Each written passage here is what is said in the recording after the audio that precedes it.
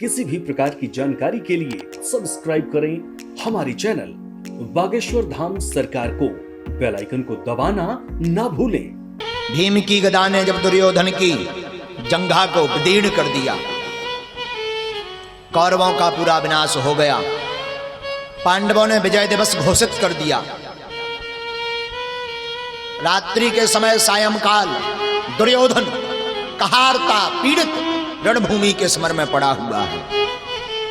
अश्वत्थामा लुकता छिपता हुआ दुर्योधन के पास पहुंच गया। दुर्योधन, हमने तुम्हारा नमक खाया है और बताओ क्या करें,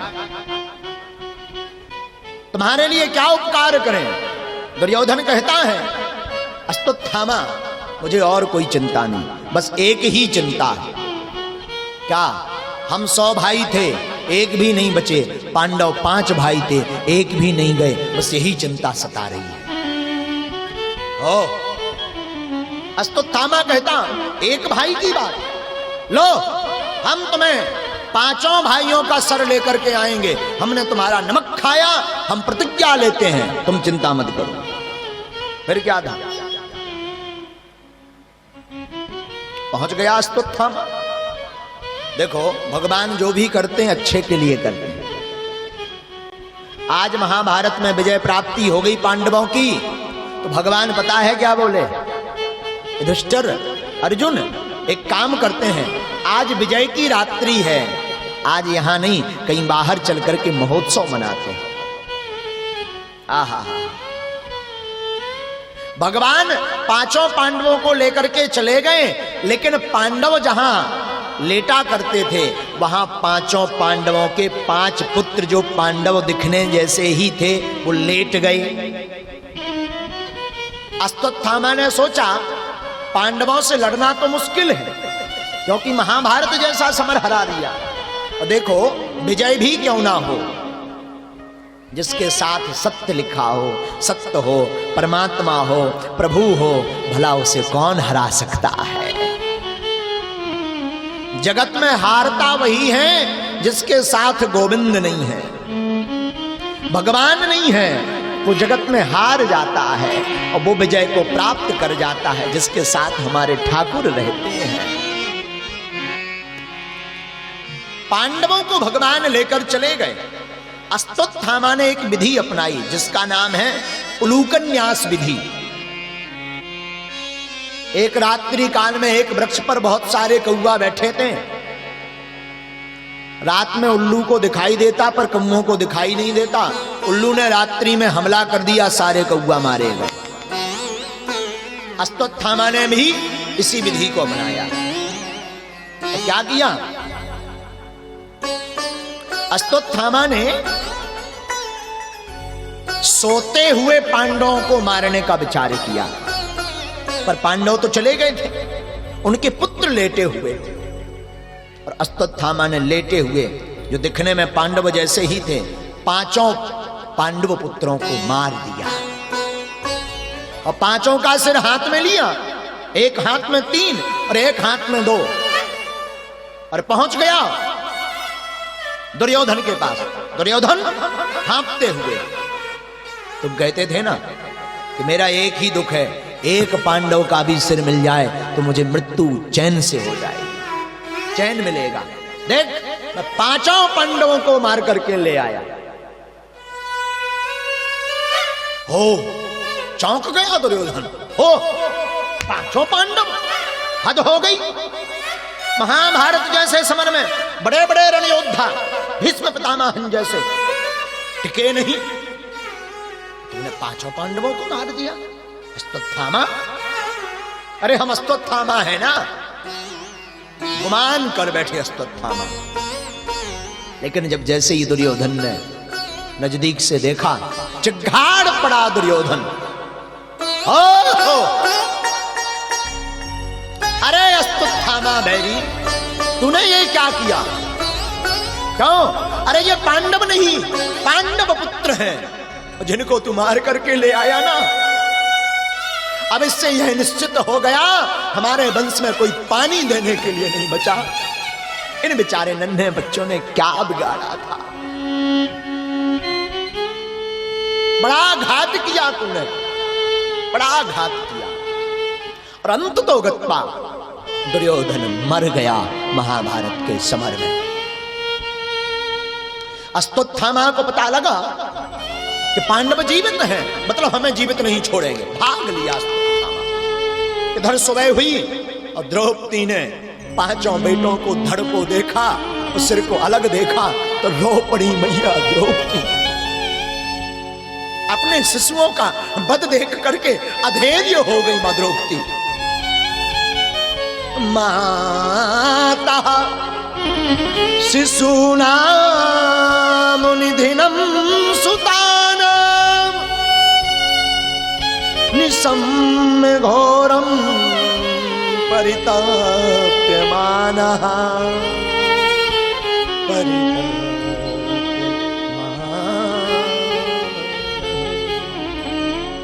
रो पड़ी मां द्रौपदी। अर्जुन आ गए, गांडीव हाथ में लिया अर्जुन ने, धनुष प्रतिज्ञा कर ली,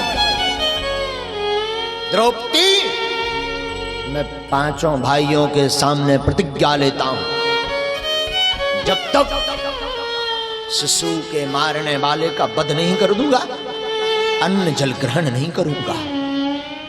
गांडीव उठाया, रथ पर आरूढ़ हो गए अर्जुन।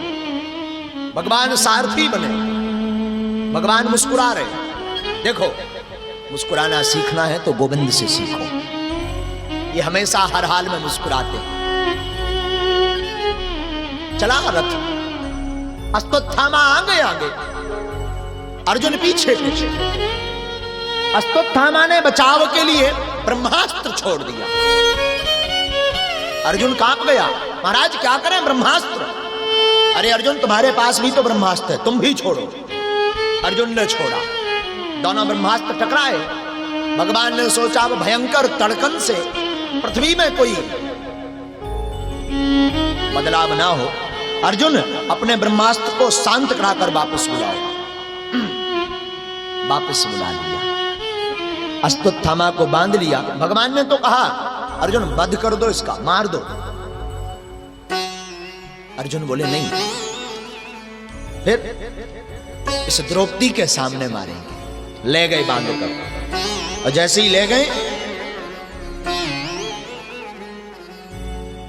और सामने रखा, तलवार निकाली, वध करने ही वाले थे कि द्रौपदी मैया ने रोक दिया। ठहरो महाराज, इसका वध मत करो। अरे क्यों? एक तो ये ब्राह्मण है, दूसरा तुम्हारे गुरु का बेटा है, द्रोणाचार्य का बेटा है। इनकी मां का नाम कृपी है। द्रोणाचार्य तो महाभारत जैसे समर में शरीर छोड़ चुके, अब यही बेटा उनकी मां को बचा है। अगर ये भी मर जाएगा तो मां पर बेचारी पर क्या बीतेगी। एक तो ब्राह्मण, ऊपर से गुरु का बेटा, मत मारो। युधिष्ठिर भी बोले हाँ ठीक है मत मारो, लेकिन भगवान मुस्कुरा दिए। भगवान बोले अर्जुन मारना तो छोड़ रहे, पर प्रतिज्ञा क्या क्या करोगे? संकल्प भी तो लिया, वध नहीं कर दूंगा तब तक अन्न जल ग्रहण नहीं कर। क्षत्रिय हो, क्षत्रिय धर्म का पालन कर रहे, प्रतिज्ञा का भी तो पालन करो। अब आप ही बताओ भगवान हम करें क्या? हम तो फंस गए। एक तरफ जेठे भाई का आदेश है, ध्यान रखिएगा, ज्येष्ठ भ्राता पितृ समा। जेठा भाई पिता के समान होता है। अब आप बताएं करें क्या? भगवान एक सुंदर श्लोक बोले, ब्रह्म बंधुर्न हन्तव्या आतताई बधारणा। लो बोले अर्जुन ब्राह्मण को मारना नहीं चाहिए, पर आतताई को छोड़ना भी नहीं चाहिए। अर्जुन हाथ जोड़ के बोले महाराज आप आज तक सीधा नहीं बोले, हमेशा टेढ़ा बोले। एक तरफ कह रहे ब्राह्मण को मत मारो, दूसरी तरफ कह रहे आतताई को छोड़ो। अब आप बताओ मारे के छोड़े? एक कुछ बोलो। भगवान बोले भाई गीता का उपदेश किसने लिया? अर्जुन बोले हमने। बोले चेला कौन है? बोले हम। बोले बेटा पढ़ाई किसने की? बोले हमने। तो बोले परीक्षा दे करके बताओ। आहा, अर्जुन समझ गए। अरे बोले गुरुजी हम भी आपके ही तो चेला हैं। अब समझ में आ गया। बोले आपने ही गीता में कहा है माननीय व्यक्ति का वध नहीं करना चाहिए, उसका अपमान ही मृत्यु तुल्य है। जितनी बार अपमान को वो स्मरण करेगा उतनी बार मरता ही चला जाएगा। फिर क्या था? भगवान मुस्कुरा गए और अश्वत्थामा के सिर में मणि थी, सिर से मणि को निकाल करके समर से धक्का दे करके भगा दिया। अश्वत्थामा उस अभिमान का बदला लेने के लिए पांडवों की पुत्र वधू थी जिसका नाम था उत्तरा देवी, जो अभिमन्यु की पत्नी थी। अभिमन्यु तो महाभारत के समर में वीरगति को प्राप्त हुए, उनको एक गर्भ था, गर्भ छोड़ करके वीरगति को प्राप्त भये। अश्वत्थामा ने सोचा वो गर्भ मर जाएगा तो इनका वंश ही विनाश हो जाएगा, इसलिए ब्रह्मास्त्र छोड़ दिया। उसी समय भगवान पांडवों से विदा लेकर के द्वारका जा रहे थे। एक पैर रथ पर रखे थे, एक हाथ से रथ को पकड़े थे, मुस्कुराते हुए भगवान खड़े थे अभय मुद्रा में। इतने में अभिमन्यु की पत्नी उत्तरा दौड़ी दौड़ी चली आई। पाहि पाहि महायोगेन देवो देव जगत पति नान्यम त्वयद भयम पश्ये इत्र मृत्यु परस्परम। अरे भगवान हमारी रक्षा करो, पाहि माम पाहि माम पाहि माम करते हुए उत्तरा देवी चली आई, भगवान के चरणों में गिर गई। क्या हुआ देवी? अरे ये तो पांडवों की पुत्र वधू है, क्या हुआ? क्यों चिल्ला रही? महाराज कोई हमारे गर्भ को नष्ट करना चाहता है। ओ अब शब्द शैली सुनना उत्तरा देवी की। महाराज हमारा गर्भ भली पूर्वक सुरक्षित रहे, हमारे प्राण भले ही चले जाएं, यही प्रार्थना है। देखो शब्द शैली बड़ी सुंदर। क्या कहना चाहती? गर्भ सुरक्षित हो जाए, हमारे प्राण भले ही चले जाएं, वैसे भी विधवापन हमें बार बार खा रहा है। अब गर्भ तभी सुरक्षित होगा जब माताजी सुरक्षित होगी। शायद उत्तरा देवी ये मांगती कि महाराज हमें कुछ ना हो, गर्भ भले ही मर जाए, तो भगवान ऐसी कोई लीला करते हैं। पर गर्भ सुरक्षित रहे मतलब दोनों को सुरक्षित रखना है, तत्क्षण देरी का काम नहीं है। फिर भगवान ने क्या किया? भगवान अंगूठा बराबर रूप धारण करके उत्तरा देवी के गर्भ में जाकर के पहुंच गए। ये भारत की माताजी हैं। कई माताओं ने अपने गर्भ में भक्तों का तो पालन पोषण किया है, पर ये पहली एक ऐसी देवी हैं जिन्होंने परम भागवत भक्त इनकी कोख में परीक्षित पल रहे हैं, उन्हें भी रखा और भगवान भक्त और भगवान दोनों को रख लिया। ऐसी माँ है। हमारे भारत की नारी साधारण नहीं है, जो भक्त और भगवान दोनों, जो भगवान कभी गर्भ में नहीं आते। प्रबल प्रेम के पाले पढ़कर प्रभु को नियम बदलते देखा, अपना मान टले टल जाए पर भक्ति का मान ना टलते देखा।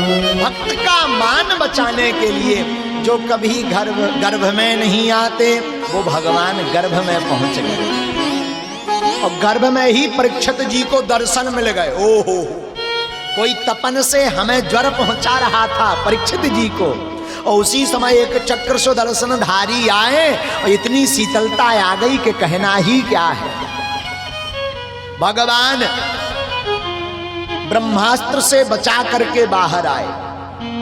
अब पूछने लगे देवी अब तो नहीं जलन हो रही है? महाराज अब नहीं हो रही। मुस्कुरा दिए भगवान। भगवान चले गए। कालांतर में उन्हीं देवी के गर्भ से एक बालक हुआ जिसका पहले नाम विष्णु रात रखा गया, परंतु भविष्य में ये क्या करते थे कि इधर उधर देखते ही रहते थे, टकटकी लगाए, जिसे देखें देखते ही रहे। देख क्यों रहे थे? ये देख रहे थे कि जो हमारे गर्भ में श्याम सुंदर चक्र सुदर्शनधारी बचाने आए हैं, वो अब कहां चले गए हैं। इसलिए इनका नाम परीक्षति सा परीक्षिता, जो यत्र तत्र देख रहे, इनका नाम परम भागवत परीक्षित रख दिया। बोलो परीक्षित महाराज की जय हो।